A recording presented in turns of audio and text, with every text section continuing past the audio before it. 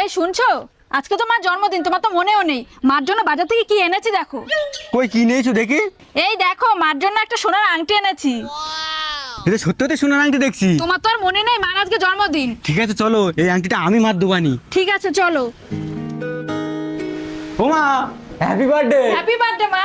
এ মানে কি নিয়েছিস আমার জন্য সোনার আংটি? আমার জন্মদিনটা তোর মনে আছে? হ্যাঁ মনে আছে মা। হেব্বি সুন্দর হয়েছে আংটিটা। ও মা, তোমার আংটিটা পছন্দ হয়েছে তো? ঠিক আছে মা, তোমরা দুজন কথা বলো, আমার গ্যাসে দুধ চাপানো আছে, আমি যাই। এ মানে আংটিটা হেবি সুন্দর হয়েছে, তুই নিয়েছিস বল? হ্যাঁ মা।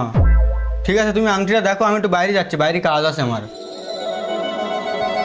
এই শোনো, মা আংটিটা পেয়ে কি খুশি হয়েছে, দেখো দেখো।